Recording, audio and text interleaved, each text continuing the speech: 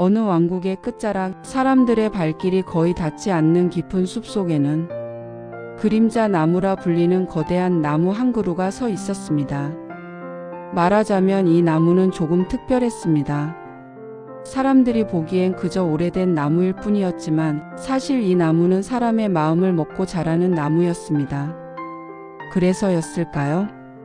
그 나무 아래에는 늘 두 아이가 앉아 있었습니다. 한 아이는 얼굴이 검게 그을린 듯 화를 사귀지 못해 몸을 부르르 떨었고, 다른 아이는 잿빛 얼굴로 어딘가 꺼져가는 촛불처럼 존재감을 잃어가고 있었지요. 사람들은 그 아이들을 각각 분노와 우울이라 불렀습니다. 둘은 자주 같은 자리에서 하루를 보냈지만 서로에게 말 한마디 건네지 않았습니다. 분노는 늘 불덩이처럼 뜨겁게 숨을 몰아쉬었고, 우울은 차갑고 고요하게 웅크려 있었으니까요. 그러던 어느 날 숲을 지나던 한 노인이 그림자 나무 아래 나란히 앉아있는 두 아이를 발견했습니다.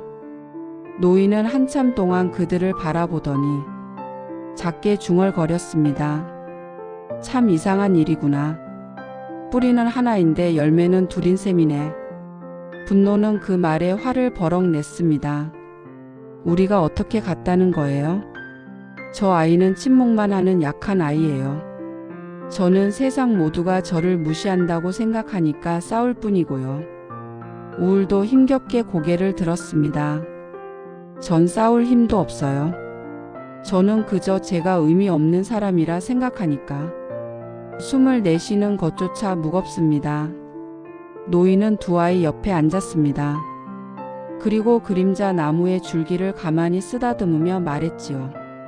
너희는 다른 모습으로 앉아 있을 뿐 사실은 똑같은 것에서 태어났단다. 분노가 소리쳤습니다. 똑같다니요? 저는 화가 난 거고 저 아이는 우울한 거잖아요. 그러자 노인은 나무 아래의 땅을 가리켰습니다. 이 나무를 보렴.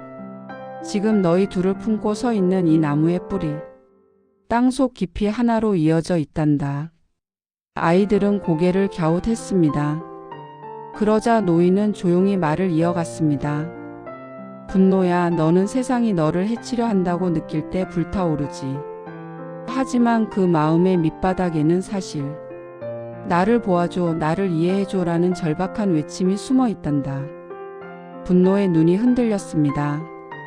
그리고 우울한 너는 그 외침이 너무 오래 닿지 않아서 결국 스스로 목소리를 잃어버린 거란다. 마치 포기한 듯 보이지만 사실 너 역시 같은 마음이지. 누군가 내 손을 잡아줬으면 하는 우울의 눈가에서도 눈물이 떨어졌습니다. 노인은 따뜻하게 두 아이의 손을 잡았습니다. 그러니 둘은 전혀 다른 감정처럼 보이지만 실은 같은 뿌리에서 자라는 두 갈래의 가지일 뿐이란다. 그 뿌리의 이름은 상처받은 마음이지. 바람이 불어 그림자 나무의 잎사귀들이 떨렸습니다. 마치 나무 스스로 노인의 말을 증명한다는 듯이 말이죠. 노인은 품속에서 작은 물병 두 개를 꺼냈습니다. 하나는 따끈한 차가 담긴 병, 다른 하나는 시원한 물이 담긴 병이었습니다.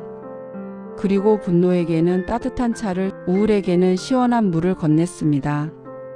분노야, 너에게는 온기가 필요하고 우울아, 너에게는 숨 쉴 틈이 필요하단다. 어느 감정도 잘못이 아니야. 단지 내가 어디서 시작되었는지 알면 너를 혼자라고 여기지 않게 되지. 두 아이는 처음으로 서로를 바라봤습니다. 분노는 우울의 눈에서 오래된 외로움을 보았고, 우울은 분노에 떨리는 어깨에서 말하지 못한 슬픔을 보았습니다. 그날 이후 두 아이는 그림자 나무 아래에서 서로 등을 맞대고 앉는 사이가 되었습니다. 분노가 과열되면 우울은 조용히 손을 잡아주었고, 우울이 깊은 어둠 속에 잠기면 분노는 그의 손을 꽉 쥐고 말했습니다. 너랑 나는 생각보다 많이 닮았어. 그리고 그림자 나무는 예전보다 더욱 풍성한 잎을 틔웠습니다. 마치 두 아이가 자신을 이해해 준 것에 고맙다는 인사를 하듯이. 노인은 멀어지는 뒷모습으로 중얼거렸습니다. 감정은 서로를 미워할 필요가 없다. 모두 같은 마음에서 태어난 형제들이니까. 그렇게 숲속의 두 아이는 서로를 통해 자신을 이해하게 되었고 사람들은 오랫동안 그 이야기를 우울과 분노의 우화라 불렀습니다.